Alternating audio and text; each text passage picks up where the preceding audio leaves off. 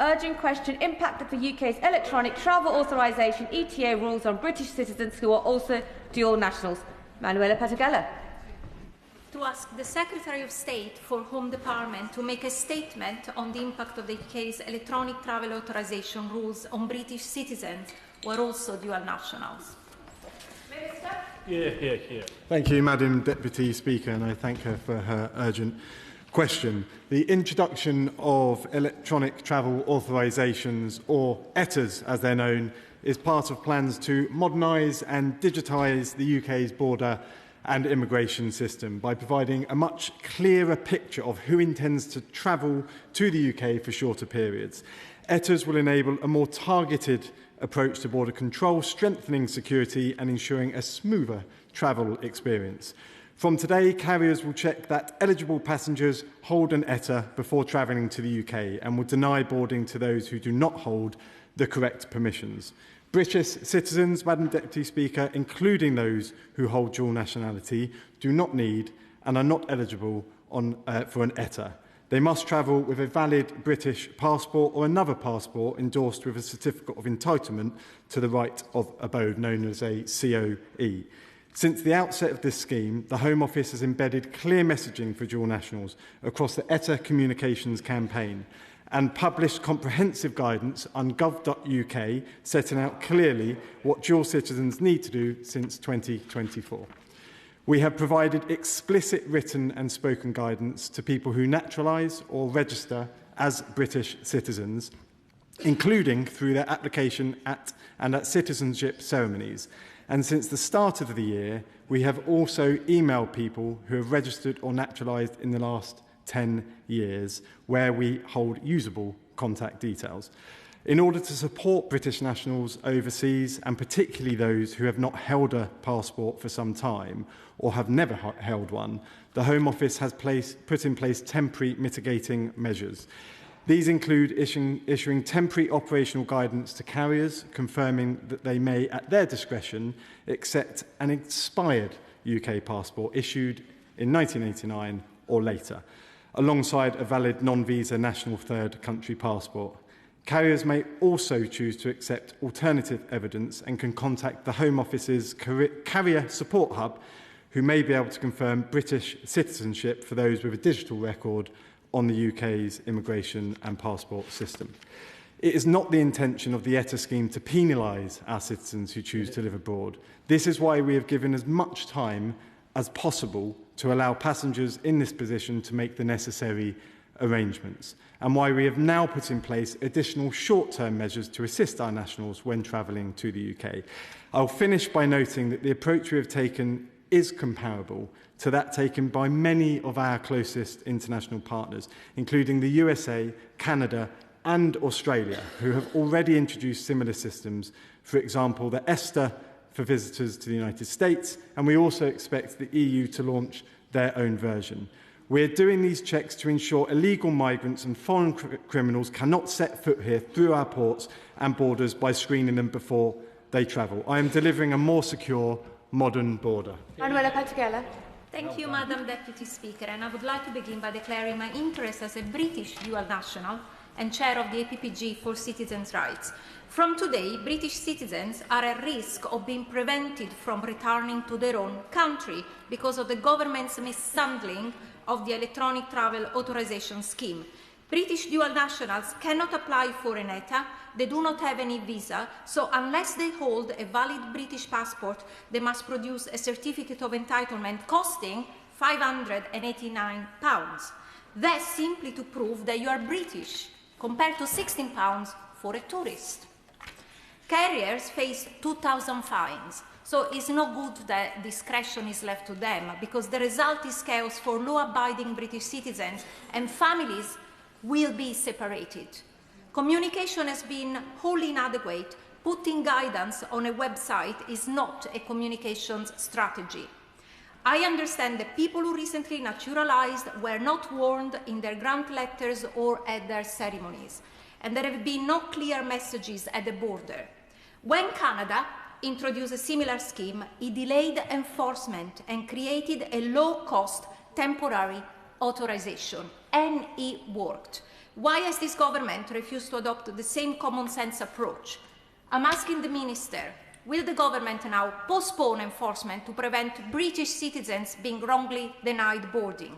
Will the government introduce a low-cost, one-off travel authorisation, like Canada did, for dual nationals whose citizenship can easily be verified? And will the government ensure urgent help through consulates, high commissions, and the UK VI helpline? These are British citizens who have followed the rules.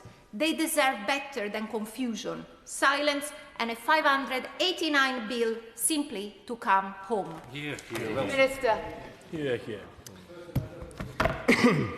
I thank the honourable member for her urgent question and response to my answer. I'm clear there has been absolutely no mishandling from the Home Office on this important issue.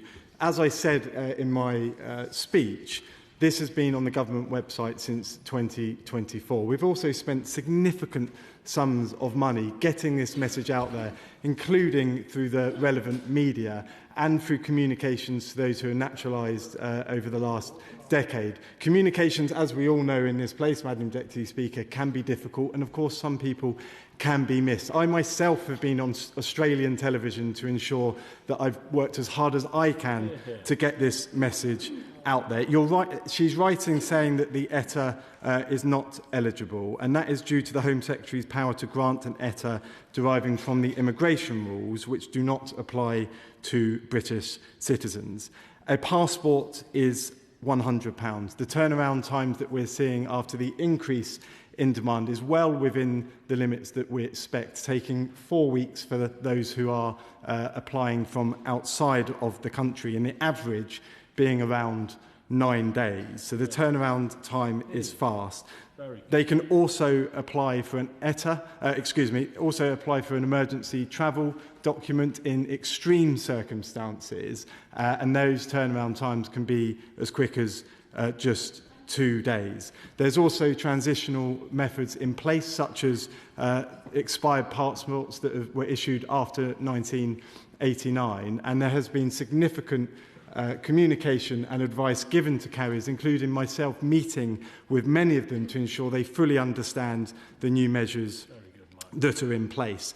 The carrier support line is also active, and anyone who may be encountering any issues can make contact through that. It's important that we introduce these measures. These measures are modernising, they're making our border more secure, they're very much in line with what other nations are doing. I do have sympathy for those that may be encountering issues. On Monday next week, I will be holding drop-in sessions for all members of Parliament, and those with specific cases, which of course on the floor of the House, Madam Deputy Speaker, I won't want to go into too much detail on, can then visit there.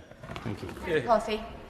Thank you, Madam Deputy Speaker. I was contacted in the early hours of this morning by 2 constituents who became proud British citizens in December, but they didn't have time to apply for British passports because they're off on an extended honeymoon in Southeast Asia. They're from other EU countries, and that's their passports. They're now in a position they don't feel that they can actually get back into the UK from their honeymoon. They're absolutely stranded there. I can pass the details of the case to his officials, but can he tell me what he would advise? My constituents need to get back into this country as soon as possible. They shouldn't have to pay a fortune for the privilege. Yeah. I thank my honourable friend for this important question. My suggestion at this point is that your constituents, of course, visit the government website. Also call the support line to see what advice can be offered there. What I can't do is go into specific details right now about that case, but if she comes to my drop-in session on Monday, where there will also be officials, we can deal with that, and also I'm happy to speak after this session. Thank you. Shadow Minister Alicia. Thank you, Madam Deputy Speaker, and I thank the Minister for his response. The ETA scheme was introduced by the Conservative government to secure and modernise Britain's borders. Under the previous system, someone holding a passport from a non-visa nation could enter the UK for 6 months with minimal formality. That left the Home Office unable to distinguish between a genuine British citizen travelling on a foreign passport and someone who had simply overstayed. These These changes strengthen our borders, and the Liberal Democrat suggestion that 3 years' notice is somehow insufficient, I'm afraid, is not serious policy making. Most immigration and border changes take effect within months. Tax changes happen within a single budget cycle. A 3-year transition for a documentation requirement is not unreasonable. This change does not remove rights. It does not strip anyone of citizenship. It concerns the evidence required when travelling. People have known since 2023 that change was coming, and therefore this is not a radical change. Citizenship carries rights, but it also carries responsibilities. Maintaining appropriate documentation is one of them. If the Liberal Democrats wish to argue for weaker evidential standards at the border, they should do so plainly. What they should not do is pretend that 3 years' notice is somehow an injustice. Now, turning to practical questions, the Minister has set out what plans there are, contingency plans to support those dual nationals. But can the Minister confirm that consular services within the Foreign Office will be properly resourced to support individuals? Will he also commit, however, to improve the communications plan, which has been insufficient? I note that ahead of today there has been no communications on his Twitter account, when normally he's so busy creating Twitter videos that he believes may or may not go viral. I also understand some airlines are expecting expired British passports issued since 1989, but can the Minister confirm whether this will become a consistent approach across all airlines, because that is the minimum expectation that the government should be putting in place with them? Can the Minister also finally confirm what specific efforts have been made to ensure those serving under the King's colours, if deployed abroad, will have no issues coming home? We on this side support robust improvements to make sure we have enforceable borders. Minister. Thank the right honourable member for her questions, and agreement across the House on much of this is welcome, despite the mess that we inherited from the previous government on immigration. On the question of consular services, yes, they are in place, but of course they are unlimited. So this is for the most extreme cases, such as bereavements and funerals or urgent medical care. On the use of social media, I have actually posted a tweet on X this morning relating to this. I'm surprised that the honourable member isn't monitoring that, and I suggest that she puts me on alerts. In terms of the advice to airlines around the passports that that were issued after 1989, that is the advice that has been issued, but of course we can't control exactly what each carrier does. And when it comes to our military, as a veteran myself, a very proud veteran, it's important that they are served correctly by the government, and of course they'll have no issues returning to the country. Thank you, Madam Deputy Speaker. The Minister will know I wrote to the Home Secretary in a letter co-signed by 30 Labour MPs raising serious concerns about these new rules and how they will impact British dual nationals. The reality is, Minister, British citizens will be left stranded abroad. Many will be priced out of returning home, and this just adds them now to a growing list of people who are effectively classed as second-class citizens. And the Minister will also know that hundreds of thousands of people could be affected by this ill-thought-out, rushed reforms, lacking any parliamentary scrutiny. So I say to the Minister, gently, please pause these new rules to allow for meaningful consultation, proper parliamentary scrutiny, and please remove the outrageous £589 charge for the certificate of entitlement. Minister. Thank the honourable friend for his question. I reject some of the framing of that. This has been public knowledge since 2023. It's been on government websites since 2024. We've spent a significant funds on media. Of course, communication is always going to be difficult. And if this was extended for another year, there would still be people who may not know about it. Travelling to the country, if you're a British citizen on a British passport, is not controversial, and we have built-in measures to ensure that anybody who has missed the messaging does have those transitional arrangements to make it easier to come back to the country. This has not been rushed. There are many nations around the world who have an equivalent scheme, and this brings a more secure, modern border. Democrat spokesperson Will Forster. Thank you, Madam Deputy Speaker. I want to congratulate and thank my honourable friend for Stratford-on-Avon for securing this urgent question. The government's lack of planning and haphazard communications over these changes is totally unacceptable. Countless dual British nationals have found themselves in heartbreaking circumstances, unable to visit family members or attend weddings or funerals, or having to stump up huge sums of money to face long waits just to get back home. Take Nick from my constituency of Woking. He found out about these regulations by chance. Had he not found out in good time, his two daughters are dual nationals and would have faced the real prospect of being stranded in France, a very dangerous situation for someone's children to be in. More urgently, his nieces and nephews, aged just 2 and 4, were born in Canada. They are British by descent.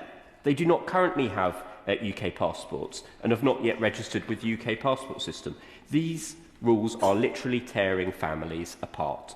The Minister's solution is a drop-in event a week after the events. That isn't good enough. Will the Minister explain why the government continues to refuse families like Nick's a grace period? And if he refuses to take steps to introduce a grace or a transition period, will he compensate those who are losing out? Thank the honourable gentleman for his question. I find the framing of this absolutely absurd. It's nonsense. There's been years in planning from the officials and from ministers. And like I said, Madam Deputy Speaker, this has been in the public domain for some years. For those that are looking to travel for emergencies, there are emergency travel documents, and I urge those to explore that through the government website to see if they are eligible. It's great that his constituent did find out in good time, and for me that says to me that the communications in that instance did work. On the specifics of that case, what I would ask him to do is to visit on Monday for the drop-ins with officials, and we can go into that further. And I'll just finish by saying we should all be very proud to hold a British passport. Creasy. Thank you, Madam Deputy Speaker.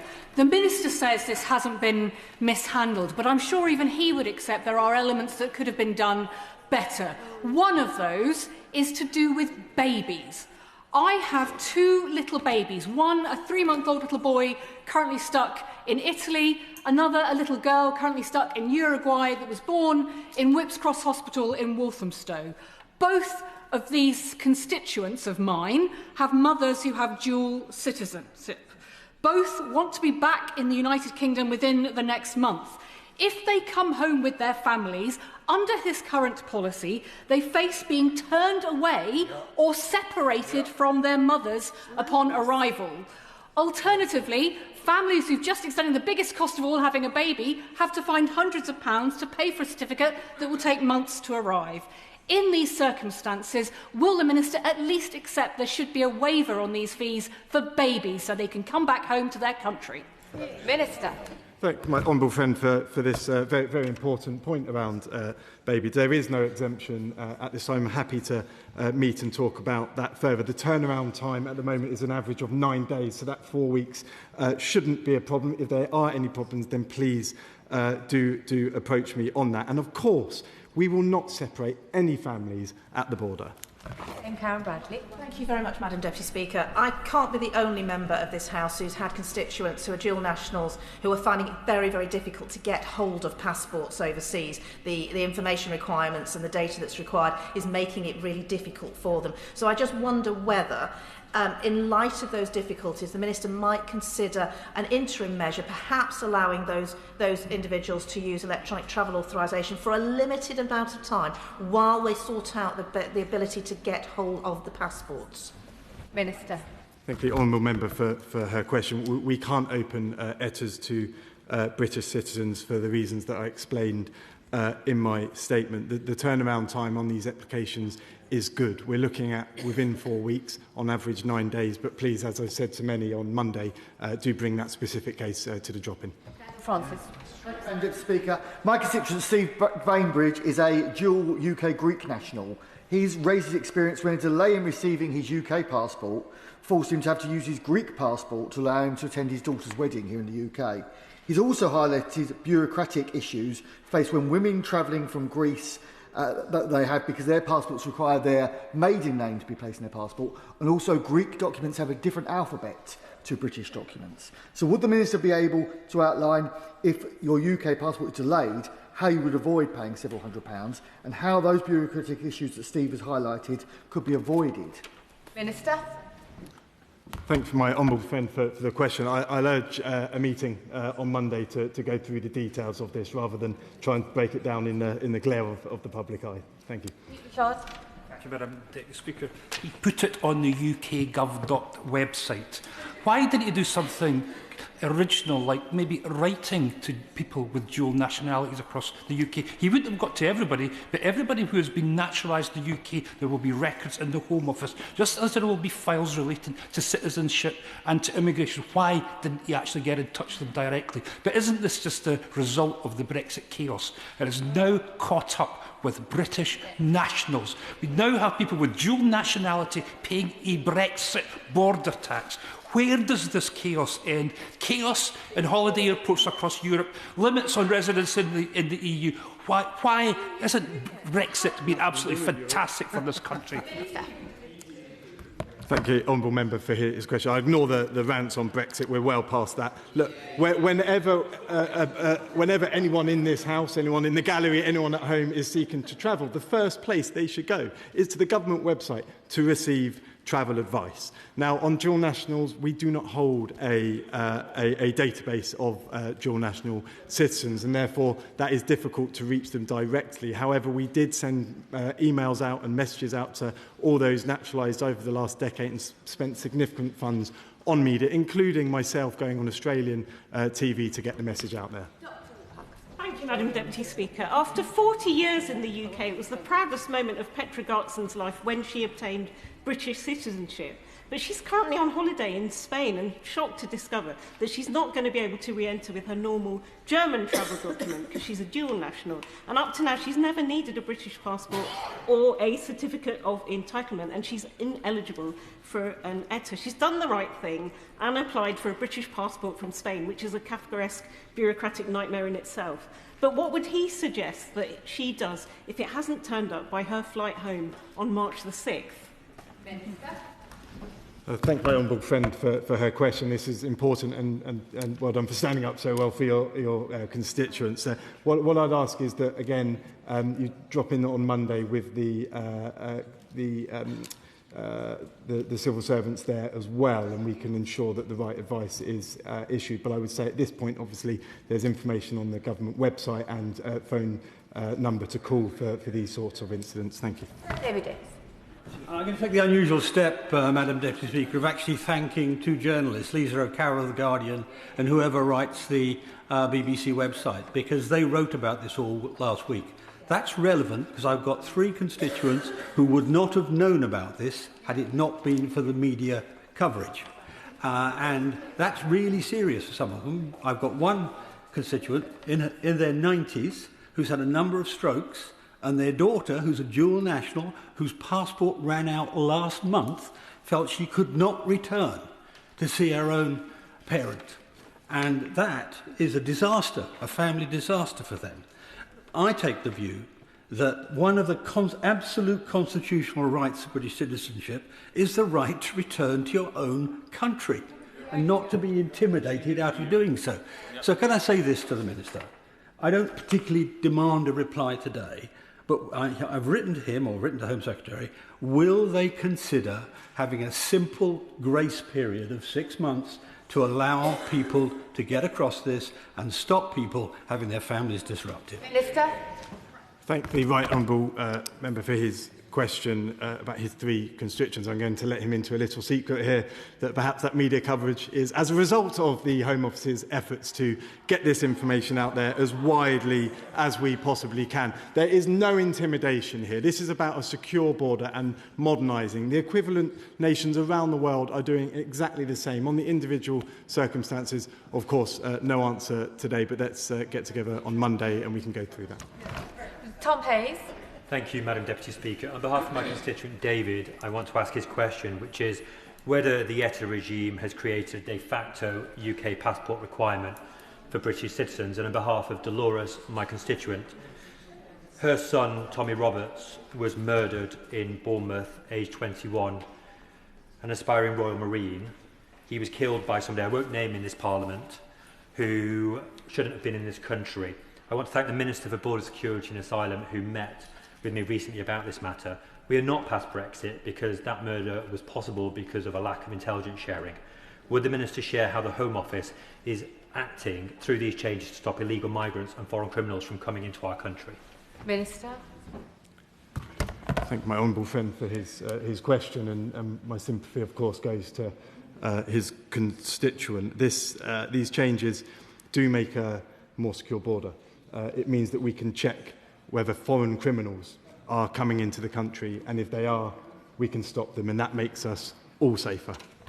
Thank you, Madam Deputy Speaker. Can I thank the Minister very much for his answers? And as always, when we have constituent problems, we realise where the small print doesn't really work.